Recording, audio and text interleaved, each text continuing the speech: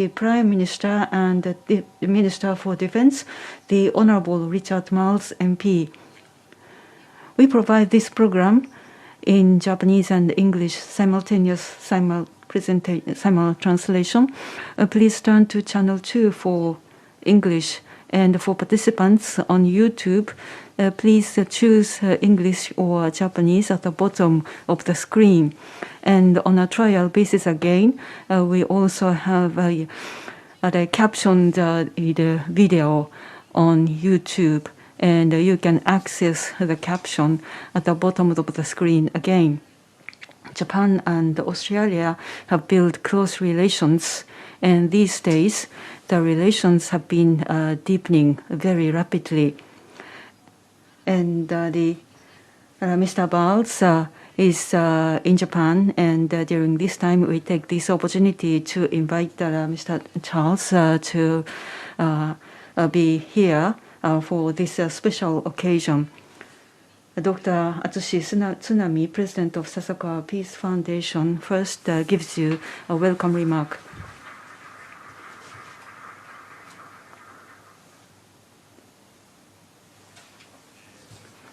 My name is Tsunami of Sasakawa Peace Foundation. It is great pleasure and honor to have Australian Deputy Prime Minister, the Honorable Richard Marles MP. As major powers in the Indo-Pacific, Japan and Australia are expected to develop a free and open Indo-Pacific initiative proposed by the late Prime Minister Shinzo Abe. Many other global issues called for Japan-Australia closer coordination. Both of our countries are expected to expand and deepen our bilateral relations further. In response, various efforts were made. This year alone, Quad Summit meeting was held in Tokyo in May. And in October, Prime Minister Fumio Kishida visited Perth, Australia, and Mr. Kishida and Prime Minister Anthony Albanese announced a joint declaration on security and cooperation. We've seen these further signs of deepening diplomatic and security coordination. The Sasakawa Peace Foundation, with its mission statements expressing the establishment of a new ocean governance, realization of world peace and security, and solving various problems on the earth, have worked on research concerning developments in and around Japan-Australia relations at its Ocean Policy Research Institute and Security Research Group. Today's conversation with Honorable Deputy Prime Minister Marles will certainly help deepen and expand the Japan-Australia relations. I also appreciate the participation of ambassadors and representatives of diplomatic corps in Japan in person, and the people in the public online, sharing your time from your busy schedule today toward the end of the year. I hope you will all wish for further development of Japan-Australia relations. I conclude by hoping today's special lecture by Mr. Marles will promote further deepening and expansion of the strategic and partnership between Australia and Japan. Thank you. 須波理事長、ありがとうございました。Mr. Tsunami, thank you very much. Without much further ado, I'd like to invite Australian Deputy Prime Minister, Mr. Marles, for his special lecture. And please refer to the material for Mr. Marles' background. Thank you.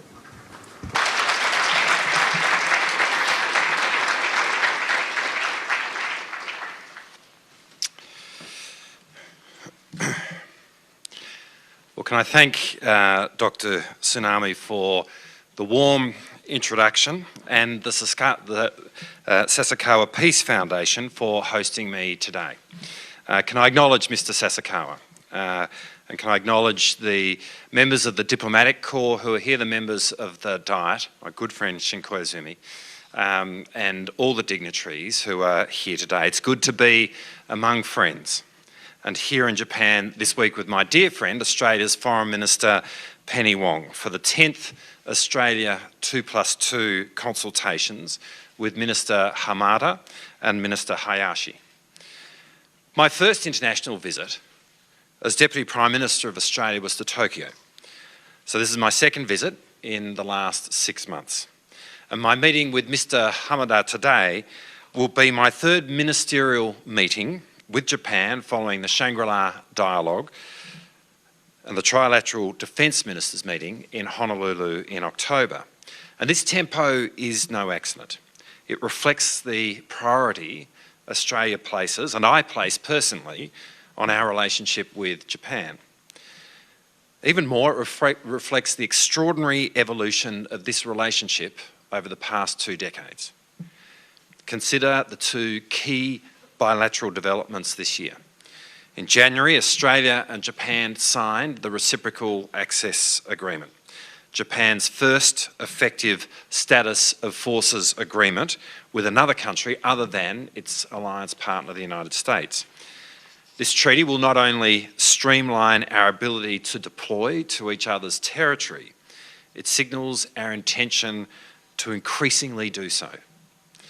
Then in October this year, Prime Minister Albanese and Prime Minister Kishida signed the updated Joint Declaration on Security Cooperation, which will act as a compass for our security relationship and allow us to refine the scope and objectives of our operational cooperation. And it also includes a commitment to consult on contingencies that may affect our sovereignty and regional security interests and to consider measures in response. This is a serious commitment we have made to each other. We describe Japan as an indispensable partner, and this is exactly the way we would describe our alliance partner, the United States. It will see us deepen the work already underway, building seamless interoperability and communication. It's a big job for both of us, but crucial for the stability of our region. These 2 agreements now give Japan and Australia the bilateral architecture to ensure our defence and security cooperation is commensurate with our strategic alignment. And you'll see this in the years ahead, in the increasing interoperability of our defence forces, in greater joint training, including trilaterally with the United States in Northern Australia, something I spoke about with my US counterpart, Secretary Austin, in Washington, DC earlier this week, and to which we both reaffirmed our commitment. In deepening cooperation on advanced capabilities in areas such as undersea warfare and integrated air and missile defence, and through expanded regional cooperation, such as our crucial work together this year in humanitarian disaster relief in the Pacific. And the logic of this is inarguable. Japan and Australia share a profound commitment to democracy, open economies, and free societies. We are both Indo-Pacific island states and trading nations that rely on rules and norms that we cannot alone enforce. And when we look out at a much tougher strategic environment, we come to similar conclusions, that preserving our security and prosperity will require greater ambition to shape our region's strategic trajectory by our own actions, rather than resign ourselves to a great power dominance. This is not just a consensus of the Australian and Japanese national security communities. Recent polling by Sydney University's US Studies Centre underlined increasing popular support for Japanese-Australian security ties. I was struck by the fact that over 60% of voters in both countries support the idea of a security alliance. And yet at another level, this is no surprise. On the first anniversary of the Great Sendai earthquake and tsunami in 2011, the Australian Parliament conducted a condolence session in solidarity with Japan. As I listened to one speech after another, I was moved by the way successive parliamentarians spoke about their deep personal connections with Japan. Because after more than 70 years of business and educational ties, there are now strong personal friendships that have formed between many Australians and Japanese. The truth is today, our bilateral relationship is built upon deep people-to-people connections. And so it's natural that public opinion in both our countries should support the deepest of security relationships between Australia and Japan.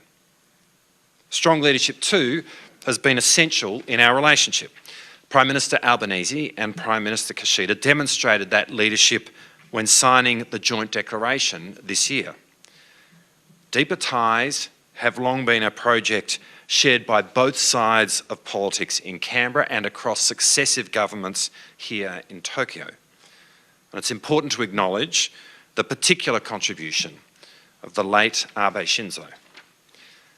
It's hard to overstate the former Prime Minister's role in not only building Japan's strategic partnership with Australia, but also his influence on how democracy should respond to the tougher world we face.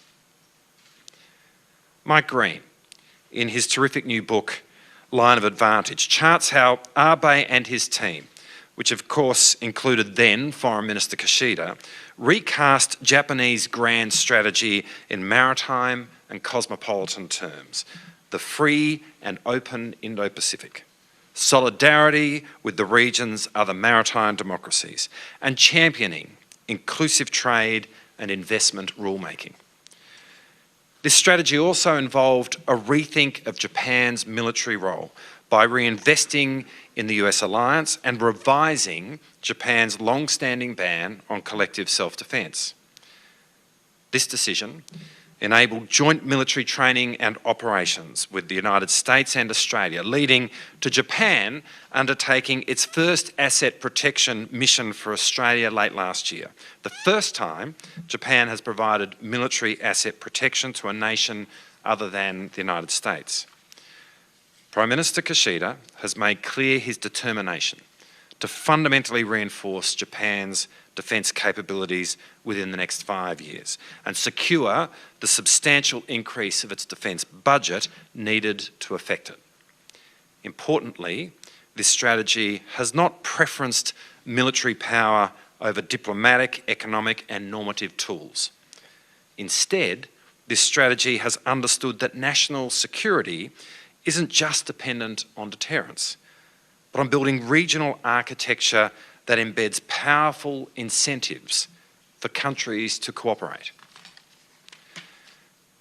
As Prime Minister Kishida undertakes a wholesale renewal of Japan's national security strategy, national defence program guidelines and mid-term defence plan, we see Japan continuing this important work by building its capabilities to underwrite a global rules-based system essential to our shared prosperity and security.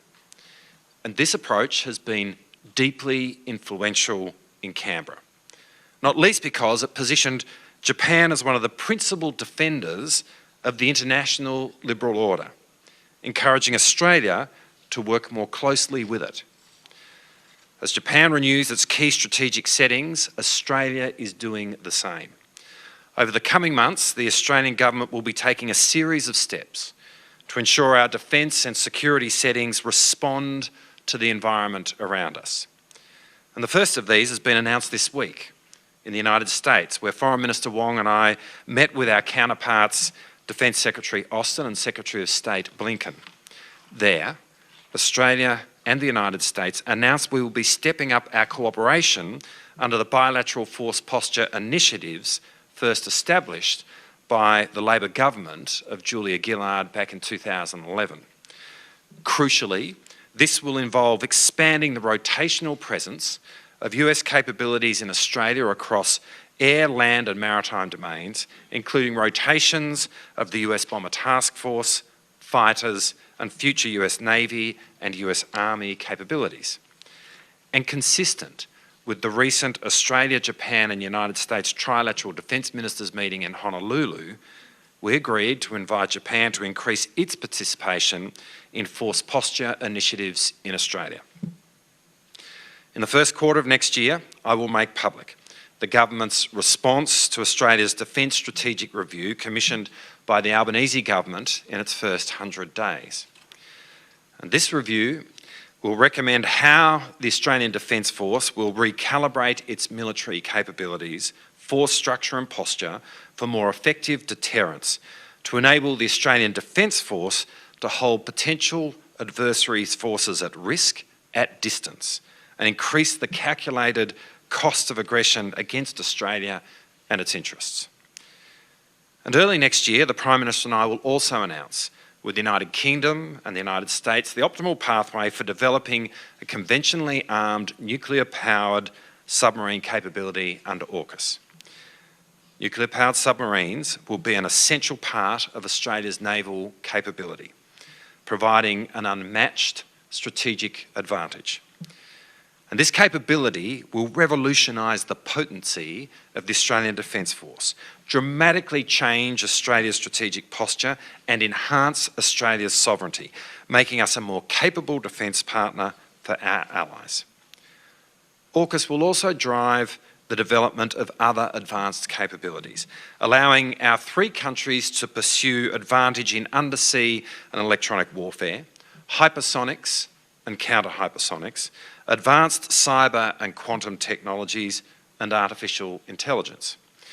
AUKUS is a capability and a technology partnership, one which we hope will form part of a broader network Australia seeks to build in which Japan is central.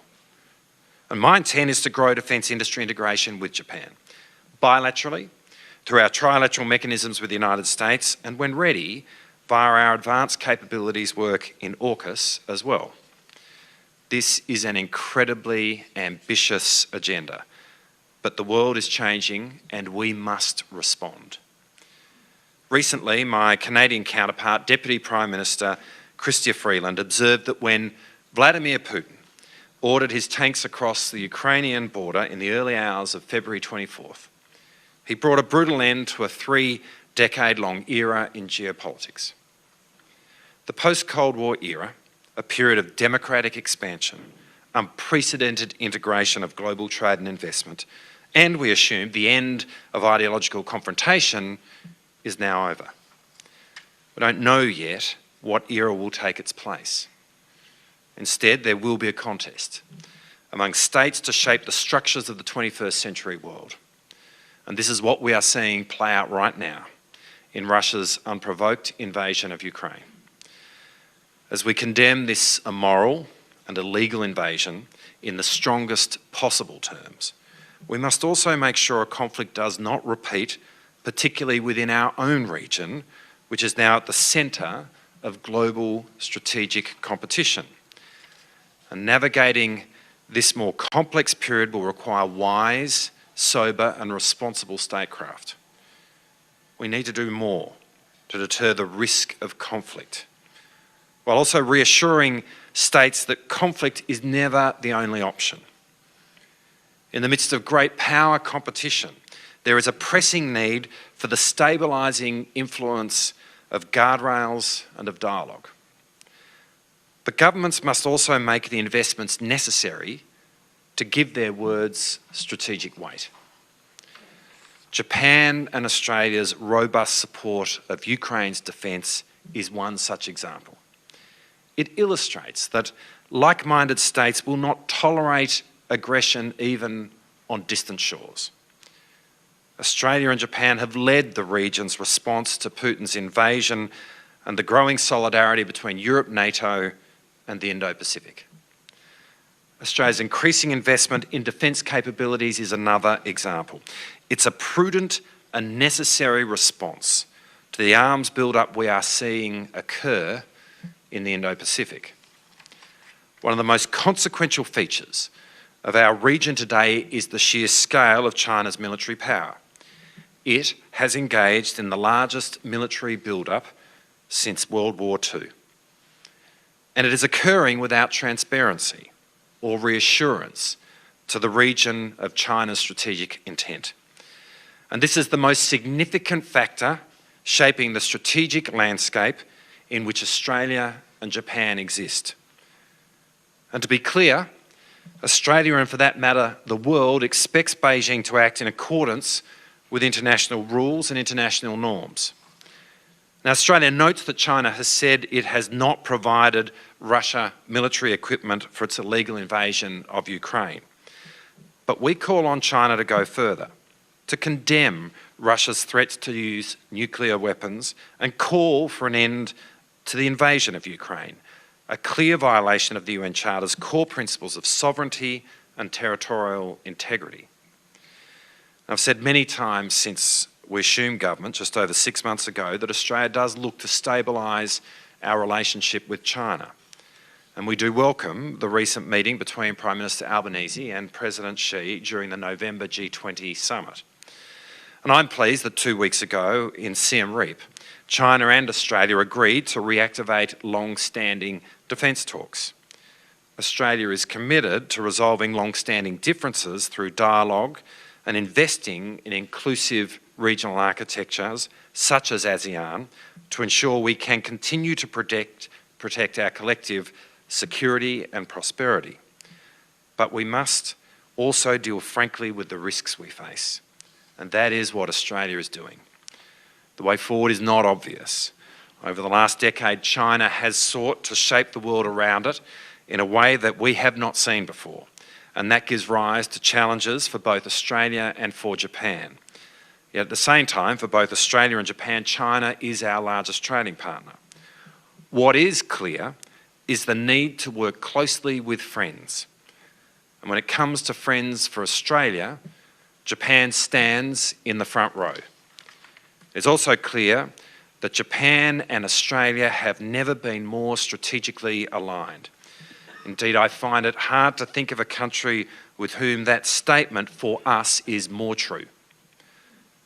And so the partnership between our two countries is now being elevated to an unprecedented level. Like Japan, Australia does not place a premium on military power as a tool of strategy. Australia will place its primary focus on diplomacy, economic openness, and upholding rules, working with our regional partners in the Pacific, Southeast Asia, Northeast Asia, and the Quad. But we are also resolved to have the capability that contributes to a sustainable balance of military power, so that no country judges the benefits of conflict might outweigh the risks. For decades, the Australian-Japan diplomatic partnership has quietly been a key platform for much that's happened in the region. We cooperated deeply on the Cambodian peace process, the formation of APEC, the response to the Asian financial crisis, on the Trans-Pacific Partnership, and on elevating the Quad and focusing it on delivering for the region. But going forward, the partnership will be key to defence and security for Japan and Australia, and for the region and the world. We are working together on the emerging realm of economic security, supply chains, critical minerals, rare earths, critical infrastructure protection, and our crucial energy partnership. Indeed, Australia is providing over a third of Japan's energy, with great opportunities to jointly drive the regional clean energy transition. We are also working on ensuring our region never slides into confrontation. This effort will require cooperation among many states, but the Japan-Australia security partnership can serve as a catalyst. We've all benefited from the United States network of alliances, but now we are poised to build the Japan-Australian relationship as a powerful force in its own right. Australia's relationship with Japan is foundational. The Joint Declaration on Security Cooperation and the Reciprocal Access Agreement mean we now have the roadmap to take our partnership to a very different place, to a better place. Our partnership is becoming indispensable. So today I am personally committed to working with my good friend Minister Hamada in the service of peace and stability in our region, for an Indo-Pacific where peace is the norm, sovereignty thrives, and prosperity is the dividend for all peoples. Thank you.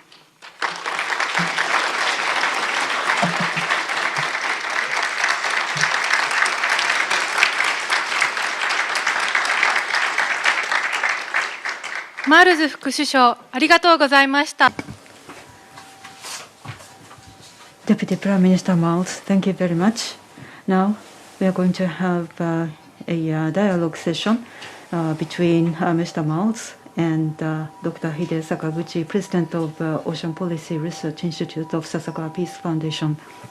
A great speech about the perspective of Australia and also the framework in between Australia and Japan. Let me introduce myself. My name is Hide Sakaguchi, the President of the Ocean Policy Research Institute of Sasakawa Peace Foundation. I specifically thank you very much because actually the Australia let me restart my life after the big earthquake hit COVID-95, and then I immigrated to Australia and served for the federal government of Australia as a research scientist of CSIRO since then. So I thank you very much again, His Excellency. Thank you. Well, I think we won out of that consequence by getting your services in Australia, so thank you. My pleasure, yes, thank you. And based on your speech, covered whole area, not only the Indo-Pacific, but also the relationship in between multilateral countries' relationship. I'd like to have some question. Okay, and the first question is, what are the next steps for the Australia-Japan security relationship? And how will you build on the reciprocal access agreement and the joint declaration? This is my first question. Well, thank you. And it's a good question because having got the reciprocal access agreement and the joint declaration on security cooperation now in place, the question really is the one you've asked, which is what is the next steps? I think there are a few things. Firstly, we've got to make sure that the mechanisms within that architecture we invest in, so that we continue to have the meetings that we should, that we continue to put in place the dialogue, which is an inherent part of both pieces of architecture. But then I think more putting that into operation, I think we've got to see increasing activities, operations, exercises between the servicemen and women of Japan and the servicemen and women of Australia. And doing that in a way which is more complex so that we build our interoperability.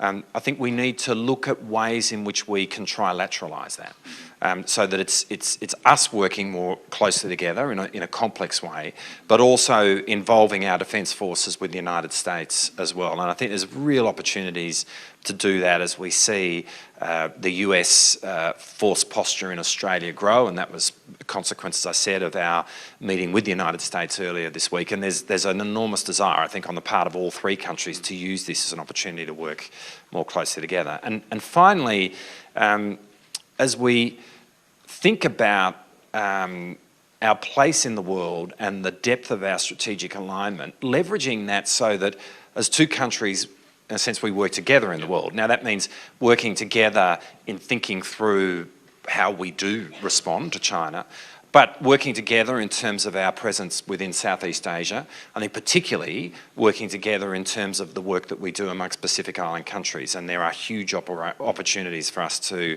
cooperate more there. So I think all of that represents the kind of agenda that we now need to roll out with vigour, which I'm sure we will, as a consequence of having these two really important agreements in place. Well, thank you very much. I fully understand the sentences and also the practices, in your speech in behind. Thank you very much. It's very great information. And my second question I would like to ask you is, you've reflected on the evolution of the bilateral relationship in between Australia and Japan for the last 2 decades. And So the point is, where do you see the relationship with Japan in another next 10 years? In a sense, I think that's the exciting question, because I feel like there is a sense of deep optimism as we talk to each other about the work that we can do. And when you cast your mind forward a decade, there are huge opportunities, and I think the relationship will look increasingly organic and seamless. I think what that means is that in terms of the way in which our two militaries operate together, exercise together, we've got to see a much greater level of interoperability, almost interchangeability, where there's a complete sense of comfort in the way in which we work together. I think greater sharing of information and intelligence will be a part of that as well. I think there's a lot to do in terms of our defence industry, making sure that our defence industry is more engaged in each other's countries, but perhaps greater sharing of technology and information. But I guess two things. One is making sure that we are working together on innovation, developing new capabilities, science and technology, and we're really keen to see that happen. But where we see much more robust supply chains between our two countries. Now, all of that comes off a strong base. A lot of that is obviously present now, but I think there's a real opportunity to take this to the next level over the coming 10 years and for that to look, as I say, even more organic, more seamless than it does now. Thank you very much. As Minister Miles mentioned about innovation and also defense industry together with science and technology, I know one of the organizations in Australia, Defense Science and Technology, they had developed voice recorder and black recorder for the airplane, which now widely used all over the world.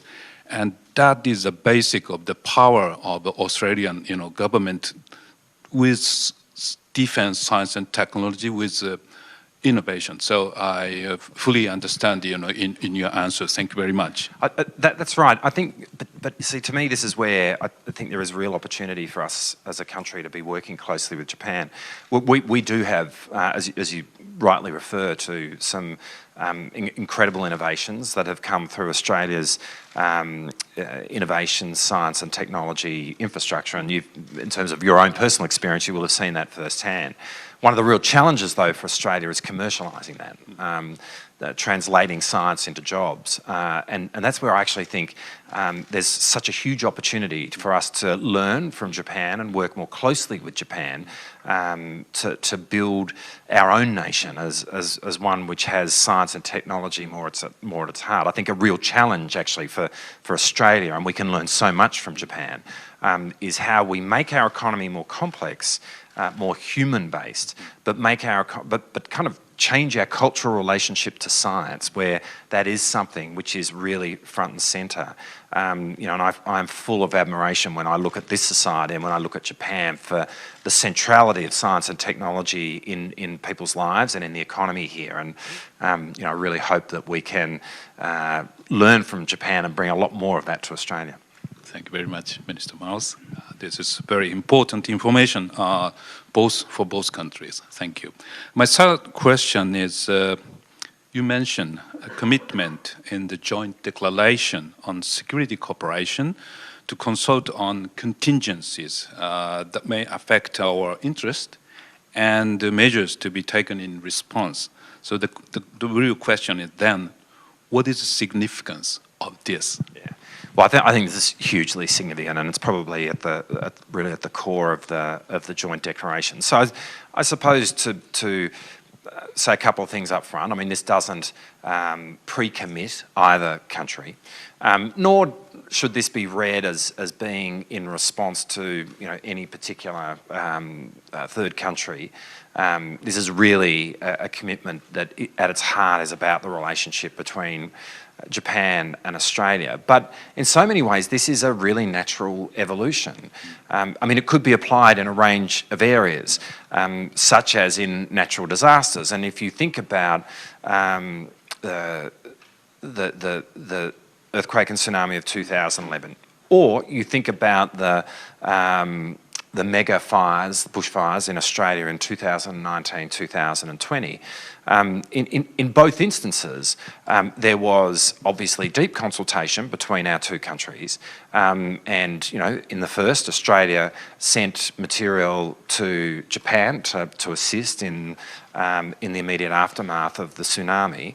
Equally, Japan reciprocated in sending help to Australia during the bushfires. So consultation, responding in the midst of a contingency, in this case a natural disaster, is something that we already do. But I think to put this on paper, make it a central part of the joint declaration, acknowledging that this is a natural thing for us to do, is a very big statement for both of us about the character and the closeness of the relationship that we now have. I mean, as I said before, we would describe Japan as an indispensable partner. That's really the way we describe our alliance with the United States. So these words in the joint declaration really place our relationship at a very, very high level, at a level that we've not seen before, and I think it's full of potential going forward. Thank you very much. Such confirming, great words, because to find out good friend or not a good friend can be, found out when something really, happened to each other. So in that sense, contingency and also joint declaration means a lot, not only for long term, but also day by day. Thank you very much. Let me move to the next question. As you mentioned in your speech, but do you see the evolution of AUKUS into J-AUKUS, as has been suggested in some quarters? This is my question. Yeah, look, I think, so as I said in the speech, AUKUS is a partnership between the United States and the United Kingdom around the development of emerging military capabilities. I mean, obviously, a big part of that is the UK and the US working together to provide Australia with a nuclear-powered submarine capability. That's not something Japan has sought. But in terms of the other parts of AUKUS, it is about looking at how the three countries can cooperate together more closely. The first thing I want to say is it's not the totality, and it should not be read as the totality of our effort in terms of the cooperation that we engage in terms of working jointly with other countries on military capabilities. We want to do more of that with Japan. I mean, we see this as a really important emerging part of our relationship with Japan, and I know that Japan already does this with the United States and with the United Kingdom. So there is a huge space in which our countries can work together, irrespective of the existence of AUKUS. I think in terms of AUKUS itself, and particularly this pillar, we've got to focus on making sure that it is actually starting to deliver significant cooperation on new technologies. And so in that sense, we've got to get to a point where it's delivering. But when it is delivering, I absolutely think that there is the opportunity to involve Japan in the work that we are doing. And I think that's a view which is shared by both the UK and the US. Thank you very much. Such very, touchy and also important, your perspectives.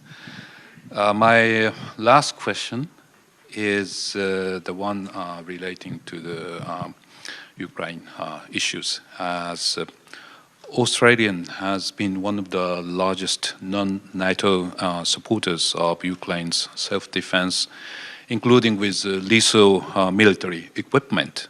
So the point is, why does this distant war matters to Australia and Japan? Well, look, it fundamentally matters to Australia and Japan, and both governments understand this because of the fundamental principles which this conflict engages and what are at stake. As trading island nations, both of us, we are very dependent and reliant upon a global rules-based order, and we've been together, two countries engaged in promoting that rules-based order, sustaining it for a very long time. Russia's unprovoked invasion of Ukraine is a complete challenge and affront to the global rules-based order, and it can't be allowed to stand. And we're as much invested in that as countries in Eastern Europe, because the global rules-based order is not only under threat in Eastern Europe, it's being challenged here in the Indo-Pacific. So it's really important that we are standing with Ukraine and making sure that Russia's actions cannot stand, so that Ukraine's ultimate triumph in this is something which stands as an example for everyone in the world. Thank you very much. We have learned in last 30 minutes from Mr. Miles a lot about issues going on in the world. But today I can tell you more than 200 audience get together in this auditorium, together with the online people, altogether more than 500 listened about the speech and also the answer to my question. And so we have learned a lot. And at last, I thank you very much for the Australian team to have this meeting together with the Japanese team and also the embassies in Tokyo people. I thank you very much to finalize this meeting, and thank you very much.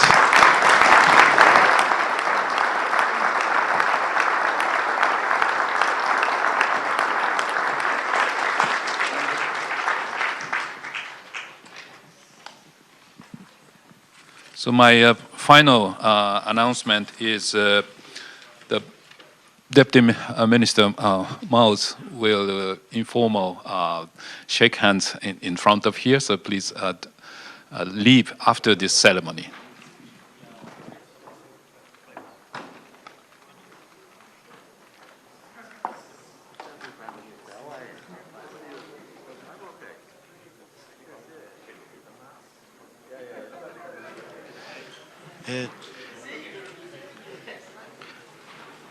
後方着席の皆様、もうしばらく Those of you who are in the back of the room